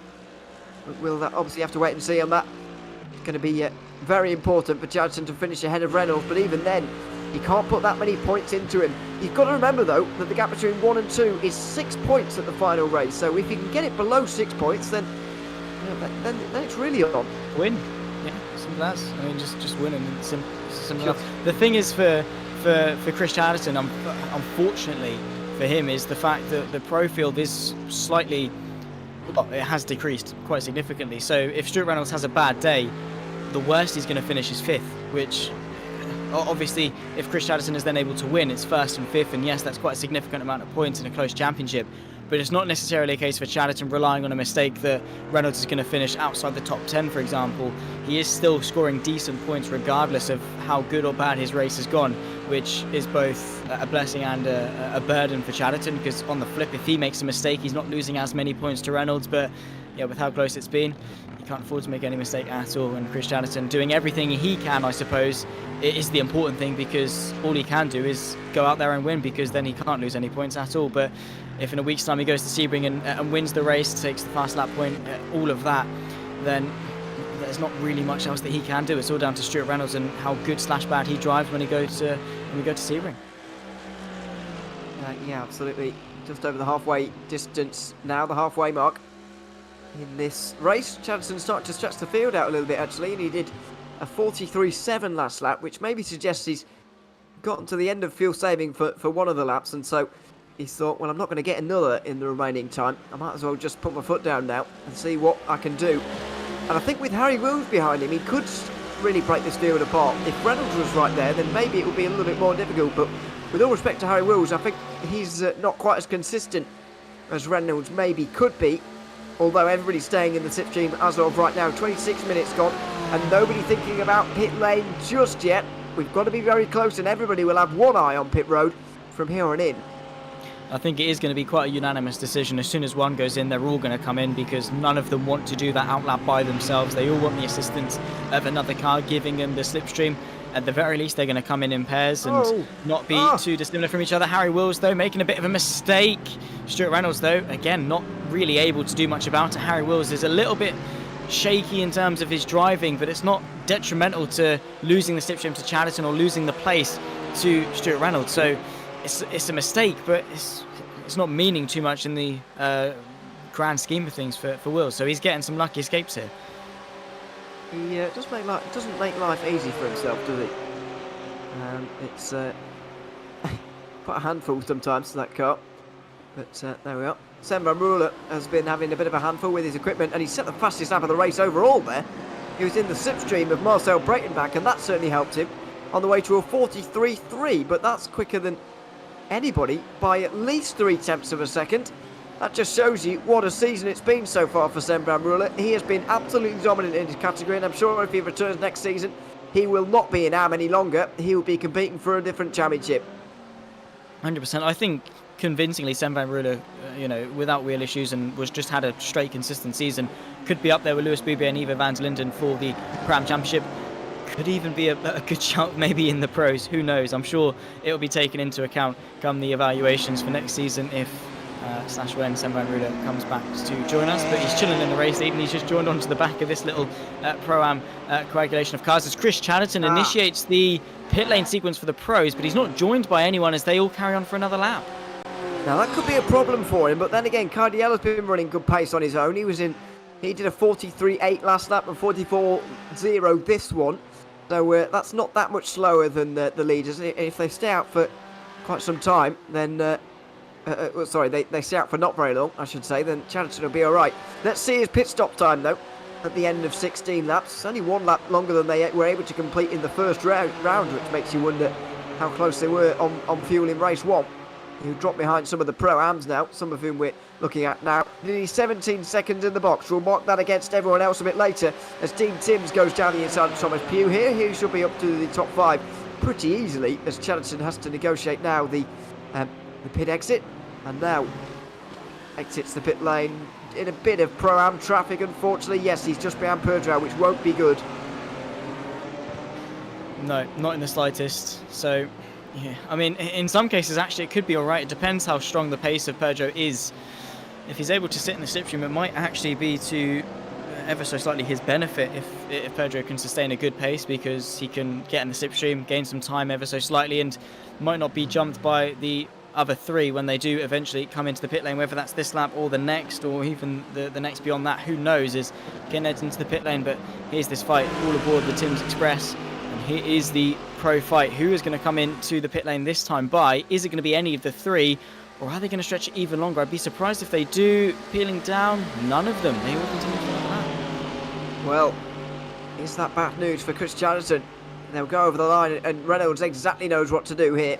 He's got to get to the back of Wills and push him as far as possible. Fastest lap of the race overall for Hakan Lindmo there. I know he's third, but that shows you the pace that these guys are running at now. There'll be a lapped car of your own Reigns having come out of the pit lane here in the AM category just in front of them as well. They'll get even more slipstream off of him, you'd imagine, as Kylie Elk comes into the pit lane. This could be pretty damning news for Chris Chatterton to see these two teammates out front and gaining time. Indeed so, working together as best as possible, particularly for Stuart Reynolds. He's going to be hoping that he can do his best job. As well, unanimous decisions for the Pro-Ams as well. Lewis Bube, Van der Breggen, Peugeot, Van der Linden, Dean Timms. Oh my word, it's lighting up there in the Pro-Ams.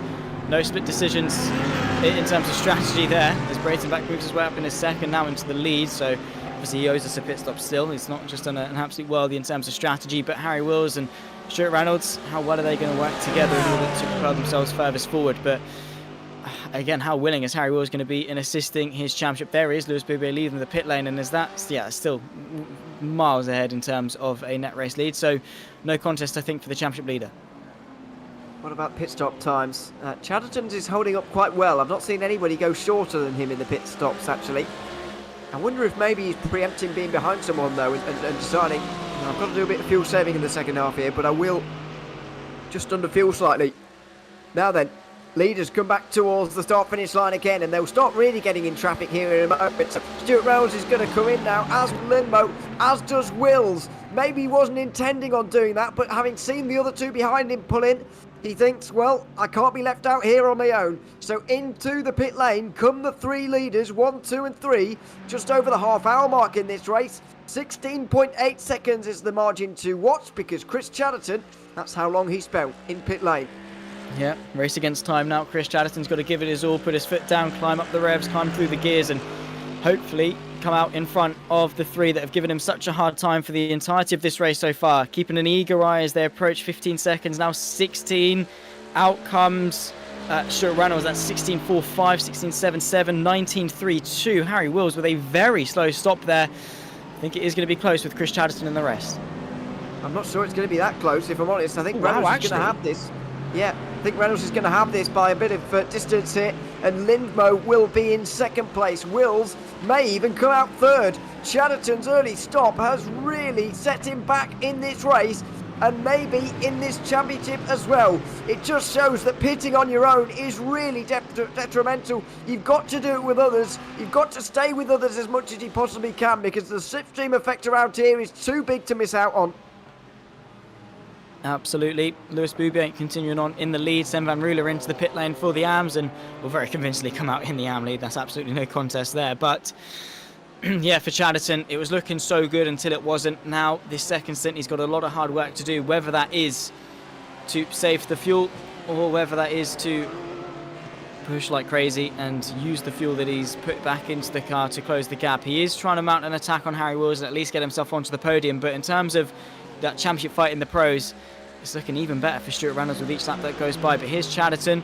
Is he working with Wills in order to maybe close that 1.5 second disadvantage to Hakan Lindmo? I don't know if he's going to be able to do that, if I'm honest. Oh, that's a big slide, and he's very close to cutting the course there. I don't know whether he will have had a slowdown. I think he'll get away with it, but that was very close. If he finds himself in the wall, then it really will be championship over. 13 points going into this race, let's not forget. And as of right now, he would be 20 points behind going into the final race, meaning it would only be a top 6 required from Stuart Reynolds. Chatterton has to do a bit better than this, and he'll go down to the inside now of Wills. He won't get there. He's got to do this quickly, though, because he will run out of time if he waits too long. Yeah, he cannot wait around at all. 16 minutes left to go for race 2. Chatterton, in terms of this championship, it is looking, well, not great going into Sebring. He will be going in on the back foot unless something crazy happens in the final few laps of this race. It wasn't the best strategy, but then again, he did a lot of the hard work leading the way in that field in the first stint, which obviously did have that chain reaction effect, and wasn't able to set the pace quite well enough and get amongst the pack in that opening moment, save enough fuel, and it really has come to bite him. Now as he's trying effortlessly to find a way past Harry Wills, but a bit of back market traffic is assisting the Mercedes potentially. Even if he gets past Wills, I cannot see him getting anywhere close to Limo or Reynolds. The gap is just too large, and the slipstream is just too powerful for Reynolds and Limo to be able to extend the gap. For Chatterton, I think third is the best he's going to get. I think so. And even that would give him a 18-point disadvantage going into the final race, meaning Reynolds only needs a top 5 to... Oh dear, as that's one of the AMs off down at the Tony van der Linden, down off at the bus stop chicane. But there's your race leader, Stuart Reynolds, leaving Hacken Lindmo behind. And with less than a quarter of an hour remaining, is he on his way to a championship lead? He'll be able to carry right through to the end of this championship. He's surely only minutes away from managing that, well, an hour and a half, I guess, of racing remaining in this season. There's Harry Wills just in the background there, holding on ahead of Chris Chatterton. And by the way, in Pro-Am, Lewis Boubier is being caught here by Timothy Vanderbroek. Only 1 second, 9/10 of a second between those two. I thought Boubier was going to win this race by a mile, but he certainly isn't. And if he's going to win this race, it will be by tenths of a second, not seconds. Yeah, well, I honestly, I'm in the same boat in all fairness. I thought Lewis Boubier was just going to win it by a landslide, but Vanderbroek has really put the laps in recently to close the gap. Whether Lewis Boubier with a slightly shorter stop... Actually, no, in all fairness, the short stop did go to Vanderbroek by about a second and a half in all fairness. So, yeah, not entirely sure, but Lewis Boubier may be on the back foot and still having to save some fuel. This is something that's happened with Tony van der Linden, the 45 machine, that purple BMW through the Le Mans chicane, over the curb, loops it round, and that's a big one. Don't roll back into the sec. I think he's okay. Yeah, that's all right. That was a brutal hit on the wall. Thankfully, there's no one coming, so he's gotten away with this. Oh, there was! My Oh, word. no! Whoa. KDL would have been shouting at the screen there, you think? Oh no, he's not going to get round here, is he? Oh, no, no. We're going to see something comical here, I'm afraid. Tony van der Linden's not going to find it funny. Oh, dear, he just marked an exit. Turning circles on race cars, as we found out last week, indeed, at Long Beach, horrendous, as it turns out. It's Chris Chatterton then, outside line of Harry Wills. This is so important for these 2 points are.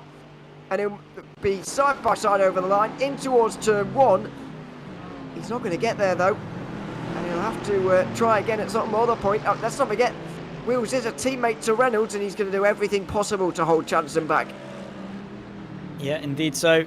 He's going to try his absolute best in order to assist his teammate who is out in front and increasing the gap to Haken Lindmo. However, the gap for the Pro-Ams is shrinking. It's exactly the opposite. Timothy Vanderbroek searching for victory. Lewis Boubier, how interested is he going to be in fighting for it, considering he's gaining quite a substantial amount? And first, second, what does it mean for Lewis Boubier? Is it worth carrying the risk and potentially still finishing behind Ivo van der Linden come the end of it? I don't know, for Vanderbroek, I guess he's got a lot less to lose, so he might be able to throw more at this fight. Yep, it's another fastest lap of the race there, by the way, for Sven van Ruler, who's just flying at the moment. He passes Ivo van der Linden, who's in 4th place in Pro-Am. Unbelievable from Sven van Ruler once again here. Jonas Sustermoinen's not doing bad. He's ahead of the likes of Thomas Pugh and Jean Breitenbach. But Sven van Ruler's absolutely on fire at the moment. This is the battle for the Pro-Am win, though. And Boubier absolutely needs this because there's 3 points between these two positions as things stand, and 13 between himself and Van der Linden going into this race right now. Timothy Vanderbroek is quite a long way back in the championship now, although it is still mathematically possible for it to take it. He needs a bit of a miracle. He'll just want a race win, and based on the pace he showed earlier, he might well be in with a shout. Potentially so. We'll wait and see in the final, just under 11 minutes left to go of race number 2. Chris Chatterton breathing down the neck of Harry Wills. They fight in towards turn number 1, pulls out to the left-hand side, finds the inside, going through the first corner, the long way for Harry Wills. He's able to be more confident, and Chris Chatterton not strong enough and not committed enough to work his way ahead and back onto the podium to limit the damage as much as possible, and that's going to put an end to that fight for now. However, one fight is still kindling on, and well, in the final 11 minutes, it could well and truly be on as Timothy Vanderbroek pulls out now to the right-hand side as he fights directly with the championship leader of the Pro-Ams. Side by side over the line. Vanderbroek has the outside line though, and he's not going to make it. Boubier breaks very late, and not too late as well, just the right amount there. Although Vanderbroek will have the run through the exits now and maybe a chance at the International Horseshoe. With more than 10 minutes to go, though, he decides to bide his time. And now the game's come in do you wait or do you go for it immediately here? Dean Timms will have given quite a few people a lesson in the last race by waiting the entire time and not quite making it. I wonder if Vanderbroek saw that and maybe has decided to go for something different this time, or maybe that's sort of affecting what he's going to do right now. He'll definitely be in the back of his mind. Lewis Bouvier a little bit shaky. I mean, again, not a massive deal, but definitely pushing the limits, trying to retain that race lead.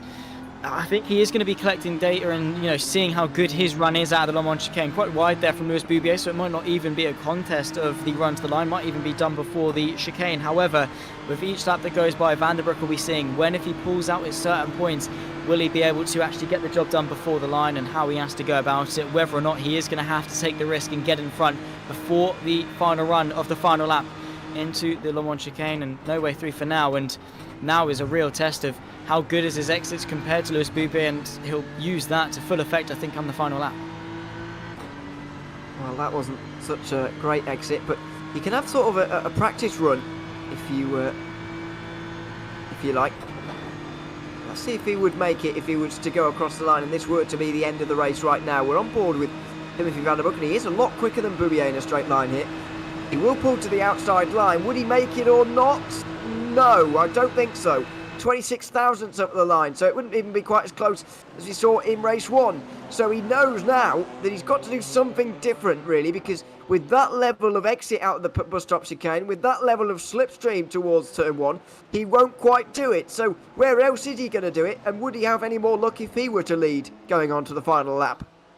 Potentially so. I mean, Lewis Bouvier does look quite slippery in a straight line, so if Vanderbroek was to lead, it might be the case that Lewis Bouvier is actually able to get the drag race to the line. It's not an easy predicament to be in for Vanderbroek. I think his best bet is to go for it into the final chicane and then try and back up Bouvier and then control the pace, put his foot down, and honestly, it's probably just going to be a case of hoping that he's got enough on that run to the line. I guess we'll find out in about 8 minutes' time as to when they will do that, but Vanderbroek's exits do seem all right, particularly off the exit of turn 6, but beyond that, even with the slipstream, he's not really able to gain an astronomical amount of time. Lewis Bouvier, I think, all things considered, might have this one for easy pickings, but again, who knows what Vanderbroek's got up his sleeve. Well, let's see if he tries again here. He's backed off definitely into the bus stop chicane. I wonder if that's something he can use. If he just pokes his nose down the inside going into there, he'll be able to compromise the exit of Bouvier out on the way out of it, and then he'll be able to close in. Now, on this occasion, would he be able to do it? In the slipstream again, but Bouvier's been trying to break it a little bit on the banking this time around, although it's hard to do because you want the short line. He'll pull alongside here, Vanderbroek, and he will just about make it, I think. I think he just about would have made it, but it would have been very, very close. And he goes to the outside, seemed to back off a little bit through the middle of the corner. I wonder whether that's all the conviction he needed, that he's going to wait for the last lap now, but he needs the dream exit, and he needs everything to go his way.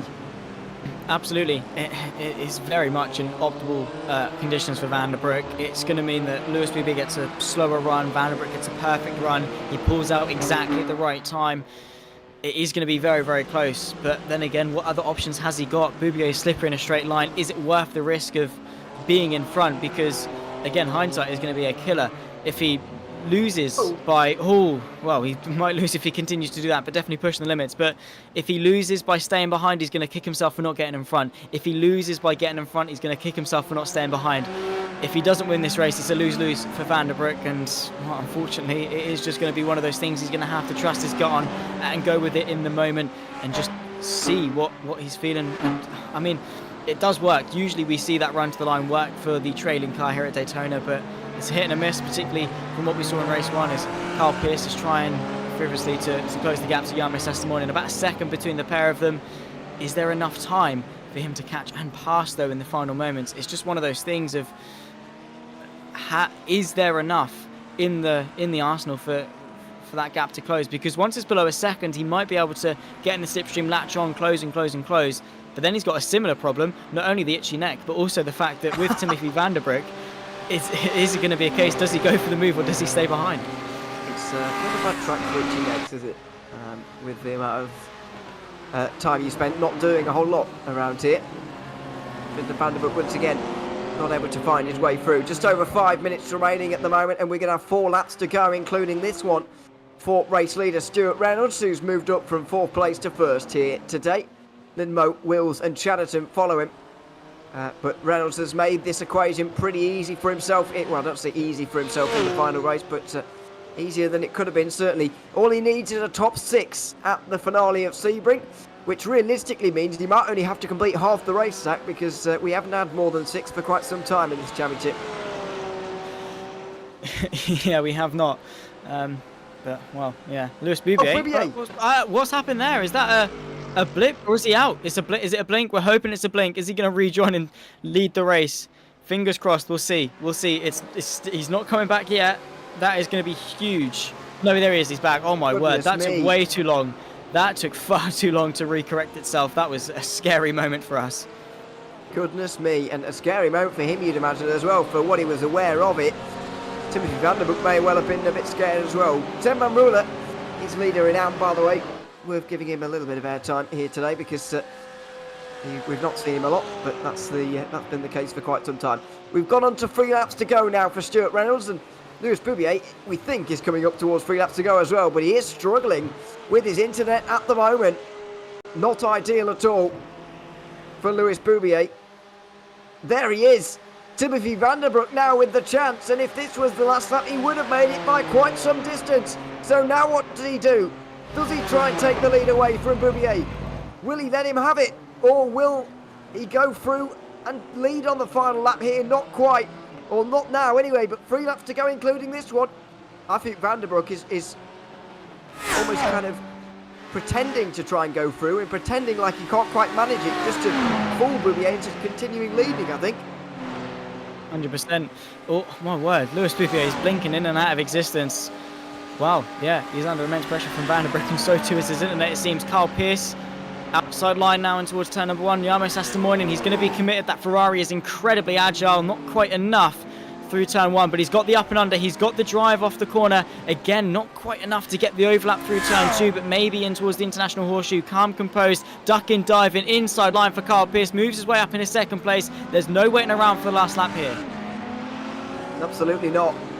And so Carl Pierce up to 2nd place. Quite a muted celebration by his standards, but he's through on Jarmo Sastamornin, who may well come straight back at him here. Not quite towards the West Horseshoe. He'll stay behind for now. But my goodness, that's an important one as well. Carl Pierce cementing his place in 2nd in that driver's standings, losing another 3 to Seb Mamruli, who would have 36 points of an advantage going into the final race, which would mean he only needs to finish in the top 14 at the final round, which technically means he would only need to complete half of the race. Penultimate lap now for Stuart Reynolds, and there's not much more we can say about this drive from him because it's been pretty dominant for quite some time now. Has been. Haken Limo not really had the answers to what Reynolds has put into in this 2nd stint. He's just saved the fuel in the 1st and then delivered in the 2nd. Brilliant stuff, and could well have given him his best foot forward in terms of that championship charge in a week's time. Fantastic stuff showing from Stuart Reynolds. He's been so consistent all season long. Obviously last season for season 4 he was within a shout, but again I think it was bad luck, inconsistency that cost him. This season has been a new man and he's come all guns a-blazing, really delivering week in, week out, being the star of the field, and it's going to take a lot from Chris Chatterton in order to contest that at Sebring. It is. Haken Lindmo may come under fire from Harry Wills here at the very end for that 2nd place, but the real battle will be for the win in Pro-Am, and whether we're going to get one, because Lewis Boubier is clinging on in terms of internet here. Timothy Vanderbroek won't know where he is. There he is now. But it's always hard for Vanderbroek here because he doesn't actually know how close to get, how close he can afford to get, and where Lewis Boubier is going to pop back into existence. It's really, really unnerving when you're the following driver. 100%. You're trying to overtake a ghost, essentially. You don't really know where they are, where they're going to be, particularly. I mean, you could put alongside them, then they'd flash into existence right, sometimes even inside your car. So Vanderbroek is going to have to tread with some caution, and it might be to the sense that he's being too cautious and it could cost him the win. So maybe Lewis Boubier's blinking could actually win in the race. Who knows what's going to happen with 1 lap left to go for race number 2. But yeah, Lewis Boubier, I don't know. It's just been so tight between the pair of them that we don't really know what's going to happen. I think that's the best thing on this particular occasion, though. The run to the line would not have worked for Vanderbroek. Nope, not this time. Maybe that's why he's looking for the outside a little bit more fiercely this time. Boubier with the inside line will defend well, and he'll hold on to first for now, but it will be the last lap battle between them as time now elapses. It will be a battle between Pierce and Sastamoinen as well. Jerome Range trying to get involved, but it will be too far back. It will be Audi versus Ferrari over the line here. And very close between them. Sastamoinen will just about have his nose in front of the line, but they've got one more lap to go as well, because Stuart Reynolds is not that far away from taking a victory here. In towards turn 1 they'll go. Pierce hangs on again, but the run to the line will be one to watch. Reynolds then through the banking for the final time, through NASCAR turns 3 and 4, and by quite some distance. He's going to take a race win. He's got one hand on the trophy now. Stuart Reynolds wins the second race at Daytona in the IMB World Series League's GT3 Championship. Further behind, the battle for first in Pro-Am is going to be a fantastic one. Lewis Boubier versus Timothy Vanderbroek here. It's going to be side by side over the line. They're through the bus stop for the final time. Has Vanderbroek got the exit here? Boubier bobbles a little bit on the exit, and Vanderbroek is going to have the slipstream. It's a long run towards the line. I don't think Boubier's got enough to hang on for the win. There's 3 points involved in the championship for him here as well, so that's important to note. Here we go up towards the line between these two. Vanderbroek pulls to the outside line. It's going to be side by side over the line again for the second race in a row, and it's even closer this time. Timothy Vanderbroek gets there by literal thousandths of a second. Lewis Boubier misses out in the closest finish of the season. Semban Muller will win in Am, but what a battle in Pro-Am. I am astonished. 1/1000th of a second. Timothy Vanderbroek, fine margins, is fighting over second place. Jarmo Sastamoinen nearly taken to the barrier. Wow, Johan Reigns actually instead in the fight for the podium. I think Jarmo Sastamoinen not quite close enough to Carl Pierce to really mount a challenge, run to the line. And for Johan Reigns, well, that was a close one into the barrier, but I'm still, flabbergasted almost in the sense of that Pro-Am fight, because Timothy Vanderbroek, we were unsure, could he have gotten the drag race? Did he have to wait in behind? What was going to be the plan? In the end, he stuck to it, and it very marginally worked out for him. 1/1000th of a second. If anything changed on that final run, it could have been a very different story. But fair play to Vanderbroek and Lewis Boubier, I think, first, second. He's leading the championship going into Sebring, so I'm sure he's happy either way. He will be, but that will, of course, take the edge off the win ever so slightly. 17 points will be the advantage between himself and Ivo van der Linden. So we'll have to finish in the top 4 to be sure at that final race. And that's, of course, as long as Ivo van der Linden wins the race. But we'll wait and see when we get there in 1 week's time. Let's have a look at your race results, though. After 50 minutes of racing at the high banks of Daytona, Stuart Reynolds wins in Pro ahead of Hakan Lindmo and Harry Wills, with Chris Chatterton missing out on a podium and will be quite far behind in the championship now as well. Kaidiel rounds out the top 5 overall and in Pro. The Pro-Ams, well, what a battle it was between them. Timothy Vanderbroek just about beating Lewis Boubier to the line by 1/1000th of a second. Francois Perdreau 10 seconds behind, with Ivo van der Linden 4th, ahead of Dean Sears. Marcel Breitenbach 6th, ahead of Thomas Pugh. Then Jean Breitenbach, Chris Thacker and Simon Dodd won't score points from this round. Well, I'll say that. Chris Thacker will, but Simon Dodd won't. In the AM standings, it was Semban Muller again by nearly 25 seconds ahead of Carl Pierce, who beat Jarmo Sastamoinen and Jeroen Reigns in a close run thing to the line. Conor Kinnaird and Tony van der Linden finished up there as well, with Connor Botting scoring points, but Kurt van Hoenacker and Archie Lands will not at the end of that race. What a fantastic race it was for Semban Muller. We'll bring him in now. welcome to the move. Sem, good to have you with us. And winner again by nearly 25 seconds as well. What was different about this race to race one? Because you had to start from the back and come towards the front in both of them. Yeah, well, this race was again amazing to drive. I'm just very happy that my wheel works again. It's just it's just amazing to be able to race again. This race was to get through the field, it was kind of the same. A little bit less accidents, and I was just taking a little bit slow. There was one accident, which I'm not gonna speak on because I don't want to bring out any drama. But anyway, at the end, even grabbed the fastest lap of the race by 4/10, almost grabbing P3 of the Pro-Am class. I don't want to brag, but it sounds cool. Anyway, it was a great race. I want to thank Team RedX for letting me race for them, and my engineer Caleb Wheeler. Big ups to that guy, and just awesome race again. Really had a lot of fun. And what do you think is going to happen next week at the championship finale now with the lead that you have? Do you think you'll be able to win this championship? Yeah, I feel confident now. Now I think I have fixed my wheel permanently. I'm really confident. Sebring, really strong track for me as well. So I think I can get the win again and finish the season off nicely. Absolutely. Sam, congratulations on the double win here tonight, and thanks for chatting to us. Thanks for having me. Thanks very much, Sam Van Ruler, winner in AM. Let's go to the Pro-Am winners, though, because that was a fantastic battle between Timothy van der Broek and also Louis Boubier. Timothy van der Broek joins us now. Welcome to the move, Timothy. Good to have you here as well. 1/1000th of a second between you and Louis at the end there. It was a fantastic fight to watch. Just tell us about those last few laps from your perspective.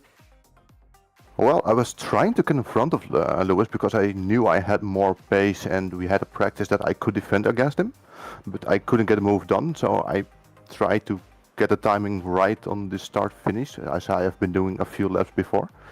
But in the end, with 1/1000th of a second, it's just unreal. It was absolutely unreal between the two of you.